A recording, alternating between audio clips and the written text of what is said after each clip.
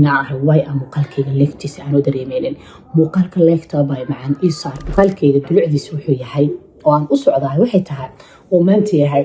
gabadha iskugu imaado ama mataqaanaa xamar meelaha qaacida lagu tuuro weli migu aragteen balees sharafkaaga iyo cirdigaaga wuxuu ku jiraa inaad ugu qofka waadin salaamay qurux badan ayaan soo dhawaada kuna soo dhawaada muqdisho kuleelkeeda wadata alxamdulilah rabbil caalamiin ilaahay ma sugnaatay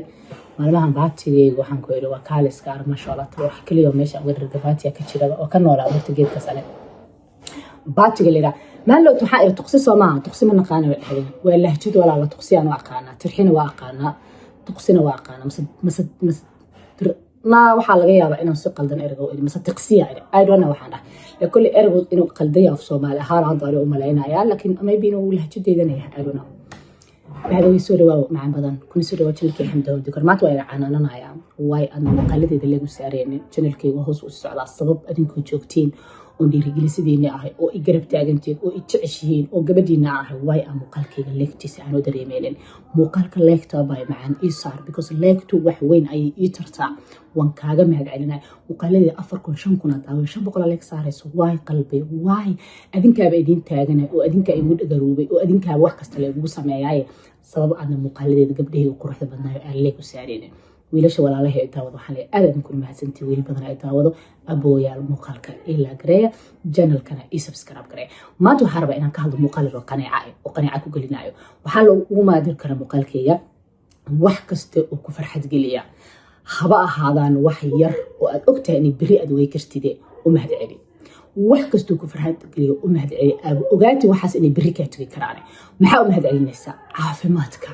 dhammaanteen caafimaad qabna alxamdulilah nimcooyinka ilaahay ka mid tahay abaayo Soomaaliya tahay muslimna tahay nimcada ilaahay ka mid tahay soo marka negative ta badan ayaan fiirinay marka qaar aan fiirino wax aan haysano soo ma aan dhahno marka maxaan haysanaa waxaan haysanaa caafimaad waxaan haysanaa muslimnimo waxaan haysanaa gabar tahay hooyo tahay oo lacag aan lagu soo gada karin ilma aan lacag lagu soo gada karin ayuu ilaahi subxaanahu wa ta'ala adiga kugu deeqo ku siiya soo marka qaar waa inaan qanaaco muujinaa sida waxa aan haysano wax ka badan aan u helno taas waa marka muuqaalka maanta waxa la yiraahdaa abaayo hasliidin waxyaalo badan ayaad haysataa waxyaalaha gabar ee ku meel gaarka ee yaryar ee farxad ku muujinayana waxaan ku dhihi lahaa ku dadaal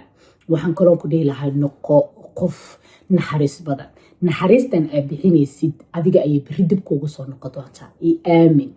noqo qof dadka u naxariista noqo qof dadka dhageysta noqo qof mataqaanaa aanan dadka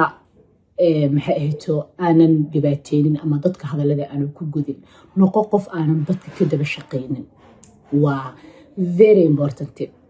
soo waxaan rabaa maanta inaan ku dhaho nimcooyin badan aad haysataa baay macaan nimco kastana nusqaanay leedahay culaysina way iska jiraan laakiin culaysadana waa ka baxaynaa haddii aan adkaarta isticmaalno haddii aan salaad waqtigeeda ku tukanno haddii aan dadaalno soo walaalay macaanay waxaan ku dhihi lahaa dadaal markii halkaas looga soo tago qalkayga dulucdiisa wuxuu yahay oo aan u socdahay waxay tahay oo maanta yahay gabar kastee Soomaaliyeed anigaba aan ugu keendaree waxaan raadinaynaa farxad waxaan haysto culays fara badan waxaan haysto caqabado maalmaha fara badan waxaan haysto dhibaatooyin nagu heereeran soo haddii aan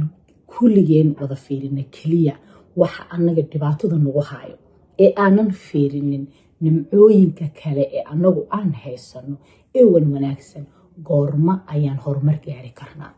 soo marka ani marar badan way dhiirigeliyaa marar badan way dhaha caqabada ayaa idin haysto laakiin waxaad ogaatiin in waxyaalo badan wanaagsan aan haysano maalowda Sheekh Shaciid Raage ayaa muuqaalkiisa arko dhahaya nimanka Afghanistantu waa niman xadaariyiin waa niman saan uma dhahay gabdhaha Soomaaliyeed hal dilo laakiin nimanka Afghanistantu nimcooyinka aan haysanay kamid hadana waxa ay ugu galaasahay gabdhaha Afghanistan oo muddo wax wada baranay gabdhahaas ugu galaaska ah culture-ka iyo dhaqamada ay ku dhaqmayaan iyo qaabka ragooda ugu dhaqmayaan walow ay kala duwanaayeen oo gabal ku jiray ragooda ay ka dareemayeen sidii gabadha wax u baranayso wax u gadanayso si u dhiiran tahay inuu yahay ninka qabaahay nin wanaagsan aan ka dareemayo ayaa horta gabdhahaas ku jira Afghanistan laakiin culture-kooda guracan ay haystaan in gabadha la dilo in gabadha la cadaadiyo in gabadha la dhibaateeyo diinta meel uga qoran tahay ma jirto markii runta la rabo diinteenu boqorad ayay naga dhigtay ragga Afghanistantuna qaabkay u dhaqmayaan qaab diin ku salaysan maaha dhiig Allah subxaanahu wa ta'ala ma banaynin inaad gabar intee ama isqaawiso ama wax yar qalato aad bireydid diintu ma banaynin diintu dhiigga qofka bini'aadanka meel adag ayay geyso wayna ka hadashay in qof bini'aadan lagu xadgudbin in qof bini'aadan la cadaadin in qof bini'aadan la abiyuusin in qof bini'aadan aan la handadin diinteenu ayaduna meel sare ayay gaarsiisay soo marka nimcooyinka aan haysano waxaa ka mid ah oo anagu aan haysano inaan had dumar xora inaan tan maanta halkan soo fariisto anoo ama marwaa ama singala ama maxay ahayd wiil la dhashay oo joogo wiil aaraashi ay joogaan aan ra'yigayga dhiibto halkan aan ka soo dhiibto waa nimco wala ay jirto dhaliilo badan oo ii yimaada laakiin 98% wiilasha walaalahay iguma iqaabaan iguma cadaabaan safaradeyda dalxiisyada bad way bay caawiyaanba soo nimcooyinkan haysana ayay ka mid tahay laakiin gabadha Soomaaliyeed hal problem ayaa haysta oo cuuryaamiyo Fariisiye halkaas problem ee cuuryaamiyo Fariisiye waxay tahay gabarnimada ayaan si qaldan u fahansanahay anaga gabarnimadeena ayaan si qaldan u fahanay soo haddii aan gabarnimadeena si qaldan u fahanay groupna dhibaato badan ayay ku jiraan waxay isleen dumaraatay maxaad ka hadlaysaa jika iyo ilmiyan dhashay kaliya lagu talagalay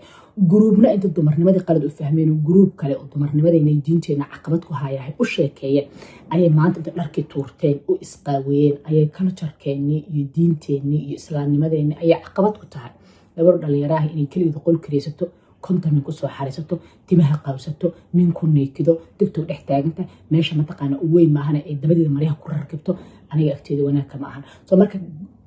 laba aqoon ayaa noqonay waxaa jira gabdho dhexdhexaada oo anigu aan aaminsanahay inaan maskaxdeedu ay gabdhaas kamid tahay oo inaan anigoo asturan waliba diini iyo maadi bartay waliba ereyga aan ku doodayo ayadna u daliili kara maadina uga hadli kara inaan noqdo gabarnimadeeda iyo diinteeda iyo Soomaalinimadeeda kor u qaata ayaan aad iyo aad u jecelahay markii maskaxiyan la yiraahdo waxaan ka codsanahay inaad muuqaalka ilaa gareey channelkan ay subscribe gareysid hadda anigu Soomaaliya ayaa imid especially galmudug ayaan ka soo jeedaa meelaha iska daba yaaco ka jira ama xafladuhu ka jiro ama bilaa micnu ka jiro ama iska daba ordu ka jiro ama bulshada iskugu imaato ama mataqaanaa xamar meelaha qaacida lagu tuuro weli migu aragteen hal habeen xafladii 26 Juun ayaan tagay qoor qodbadiisa ayaan u tagay macluuma inaan aadi karin arurteeda cidiga reebta haysta gurigan ku noolahay dhowr gabdhood Soomaaliyeed ilaahay wana waxid ka hay ayagana ii soo baahiyay ano ayaga aan caawiya guriga qayb ka jooga oo caawiya laakiin aniga ayaa waxa uu arkay in san necessary ah inaan ta kaban fariisto nin tumay dhaw aan ka siinayo wax iga soo galaa oo aan ahayn in ilaahay uga fogaaday oo ubadkayga daqadaas aan gabay oo deganaashayga xasiloonideedii iyo meeshayda yareyn aan ka tagay waxaan ahayn iga soo galaa in jirna dareemay soo anigu xasiloonida iyo deganaashaha noloshayda markaan kaala hadlo waxaan ka helaa oo abni badan ku dareema kaliya ahashayga inaan noqdo qof kaliya adduunka u jecelahay waqtiga aan kaliya ahay hada shalay carruurteeda nin dheer Israaceen dheeri ayaalka magaalada aad gurigan ka dhigay joogay soo kelinimadaas quruxda badan aan helay gabdha ila joogay buugaan iska akhristay waxaan qoray dhiirigelin badan waxaan dareemay inaan soo noolaaday oo aan helay waqti anigu aan kaliya qaato qurux badan ma fahamta marka gabar yahay nabadaada iyo gabarnimadaada iyo fariidnimadaada ilaasho nimcooyinka Alle subxaanahu wa ta'ala oo kugu galaday ee faraha badan Ilaahay ku siiyay kow iyo laba iyo saddex maahan aan aragno sida aan positive ugu fakarno maskaxdeenu si wanaagsan ugu fakarno aan haddana hore ugu tilaabsano oo hore ugu socono noloshaani hal meel ma taagnaa doonto